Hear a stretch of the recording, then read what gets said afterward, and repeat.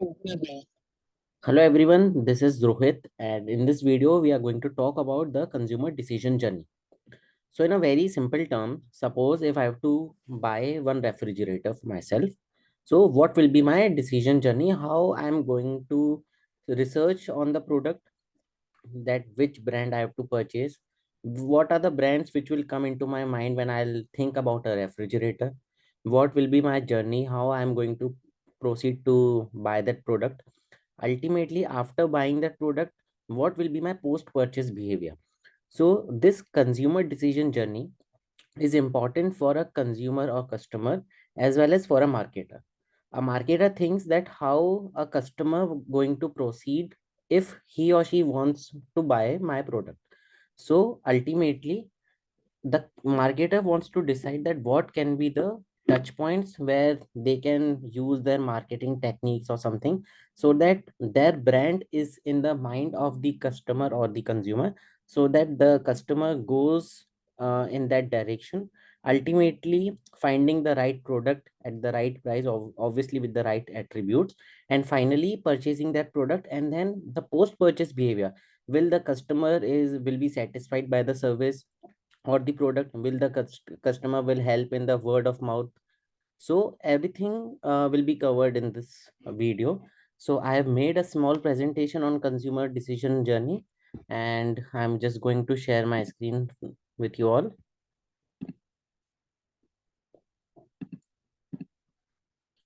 So I hope my screen is visible. So the topic is consumer decision journey.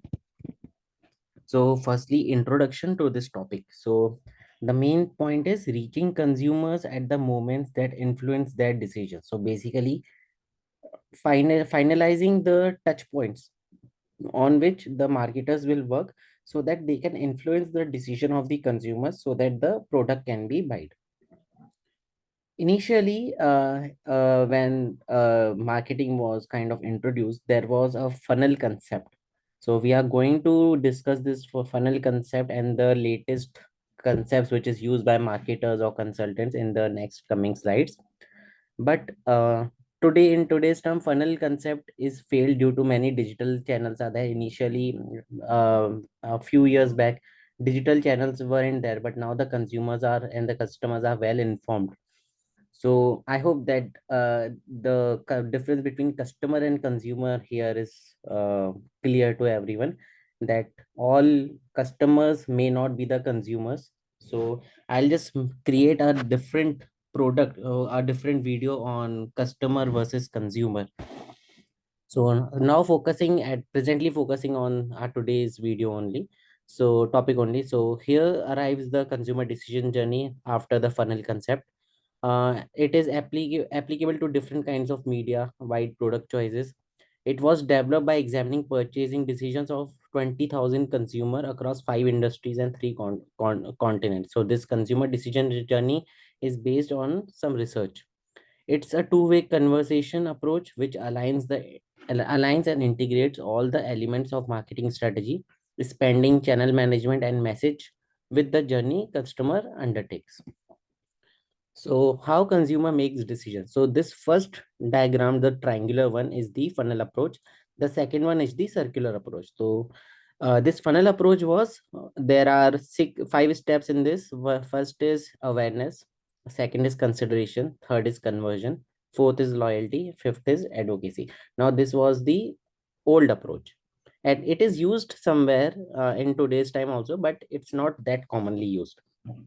So suppose I had to buy one refrigerator, and if I take the name of a refrigerator, then there are two or three brands which will just come automatically in my mind. So suppose I have LG, Whirlpool, Samsung. So I can recognize these three brands as of now. So why I'm able to recognize these three brands? Maybe the marketers have done good advertisement. Maybe I have seen some banners, poster regarding this, or maybe someone has told me that they have LG refrigerator because of the and it is performing well. So it was a word of mouth from that person, so that I can recognize this brand. So this is firstly awareness. The company has to create the awareness about its products. Second is consideration. Now out of five or six brands which are in my mind, there are two or three brands which I may consider purchasing. After the consideration set, it will come the conversion. So which final product I'm going to purchase? Suppose finally I purchased LG. After all my consideration and all my research, I have finalized that LG is the best suitable brand for me. Now loyalty. After 5 6 months or 2 or 3 years of span, if I feel that LG is working fine, so I'll be loyal to that brand. I may recommend that brand to someone else.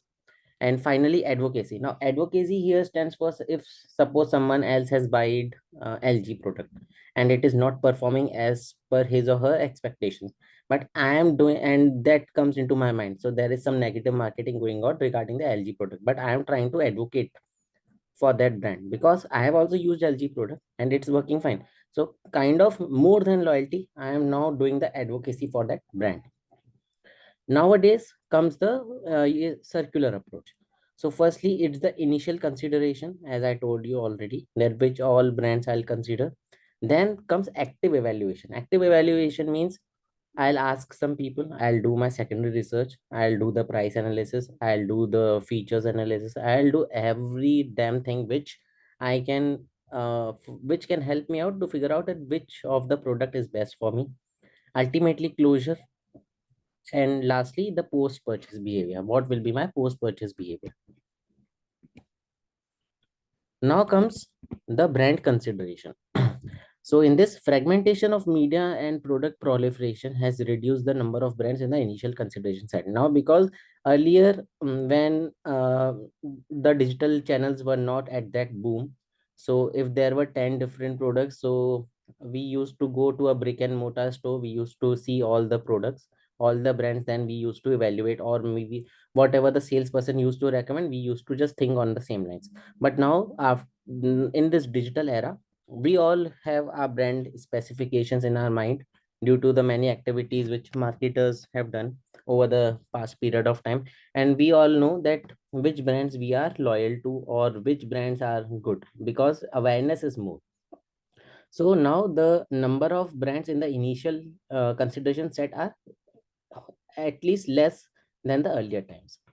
Brands in the initial consideration set are thrice as likely to be purchased. Now, suppose there were initially 10 different brands, now there are only three. So the probability of those three getting purchased is thrice as likely. Contrary to the funnel approach of decision making, brands may interrupt the active evaluation process at the evaluation stage when the customer reaches the product category and comes in contact with newer touchpoints. The research in the context showed an addition of one brand on an average to the initial awareness set of 1.7 in the PC category and 2.2 brands to initial set of 3 point in the automobile category. Now, empowered consumers and customer loyalty. So, customers pull information from various sources, as I have already mentioned, such as internet reviews and word of mouth recommendation from peers. This constitutes of two-thirds of touchpoints during active evaluation phase. It also includes in-store interactions and recollections of past experiences. Toyota, now I'll discuss a small example. Toyota and Honda's domination over GM and Chrysler are the prime examples of building loyal customers, because if there is a customer of Honda, so we all know that Honda is famous for its engines. So why we all know this? Because they have established their brand image like that in our mind. So it's like that. So the Honda and Toyota have mostly dominated over GM and Chrysler. Customers exhibit customer loyalty when they consistently purchase a certain product or brand over an extended period of time. So if we are going to purchase a single brand over a period of time on in multiple categories, so ultimately we are being loyal to that brand. Now loyalty can be of two types. One is active loyalist, second is passive loyalist. So active loyalist who sticks to one brand and also further recommends it to other people. Passive loyalist is one who stays with brand without being committed to it. I am not committed to one of the specific brand, but I like the brand. So I may not recommend it, I may recommend it. So that category is passive loyalist. All marketers should focus on expanding the base of active loyalists as priority, and to do so, they must expand on new touch points. So as many as new touch points will be created, so more active loyalist category will get strengthened for a brand. Now, aligning marketing with the consumer decision journey. So for this, developing a deep knowledge of how consumers make decision is the first step. The difficult part is focusing strategies and spending on the most influential touch points. In some cases, the marketing efforts direction must change, perhaps from focusing brand advertising on the initial phase to the developing internet properties that help consumers gain a better understanding of the brand when they actively evaluate it. The need to retool their loyalty program should also be addressed by marketers by focusing on active rather than passive loyalists, as I've already mentioned, or by spending more money in the store activities or word of mouth program. Because word of mouth in today's era also is the it's kind of the most important influential thing which the brand looks for. So if there is word of mouth for their product, they are happy and they are content in that their product will be sold. Increasing complexity of consumer decision journey will force virtually all companies to adopt new ways to measure consumer attitudes, brand performance, and effectiveness of making marketing expenditures across whole process. So without realignment of spending, marketers face two risks. There can be of two risks. Firstly, waste of money, and second is marketers should seem to be out of touch. That is, instead of pushing their products to the customers, they should focus on providing them with information, support, and experience they want to reach decision themselves. So if I am pushing my product into the market, and the second scenario is the customers, my product is also automatically pulled by the customers. So in the second case, loyalty is more, rather than I am just pushing my product into the market that you should purchase by doing some attractive price options, but my product quality experience, nothing is good. I am just trying to push my product into the market. Maybe I'm increasing the volumes, or maybe I'm decreasing the prices, but ultimately in the long term this won't be helpful for my brand ultimately. So one should also always focus on the pull strategy rather than the push strategy. Now the four kind of activities that marketers address new realities of consumer decision journey. Firstly, prioritize objectives and spending. So initially, in the past, marketers consciously chose to focus on their end marketing funnel, that is building awareness or generating loyalty among current customers, rather than they should focus on specific touch points which influence the customer's purchase decision and also target the right customers. For example, in skincare industries, brands are much more stronger in initial consideration phase than in the active evaluation of closure. For them, research suggests a need to shift to focus from overall brand positioning, as they are already empowered to be considered, to efforts to make customers act or to invest in packaging and in store activities targeted at the moment of purchase. So a store, what are the store activities, how the customer is getting experience, what are the salesperson, what is their technical knowledge of the salesperson, how they are helping the customer. So all these touch points are very important. Second is tailor messaging. A general message cutting across all the stages may have to be replaced by weakness oriented and situation specific messaging.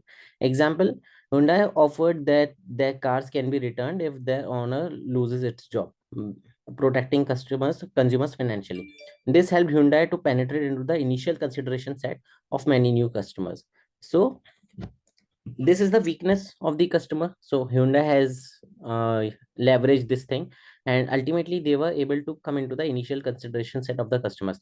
Now brands with the that are in the initial consideration set, due one of the research suggests that they are thrice more likely to be purchased, so it's obviously helpful. Invest in consumer driven marketing. Epicenter of consumer driven marketing is internet. Developing websites that provides information regarding the products, programs to foster word of mouth are the need of the hour.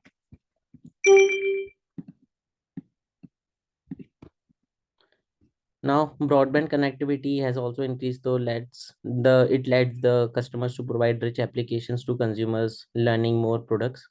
Word of mouth can be influenced by spotting the online conversations about the brands. Content management systems, online targeting engines let the marketers to introduce variation in the advertisement according to the place, time, etc., wherever it appears.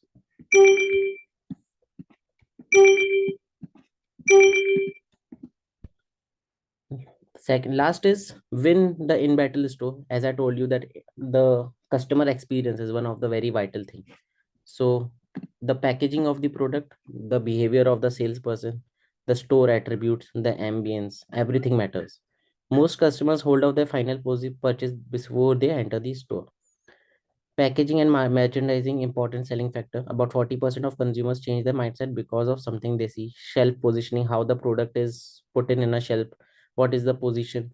Suppose a product is present on a very top shelf and or at the very back side of the shelf, and it's not visible to the customer directly or the consumer directly.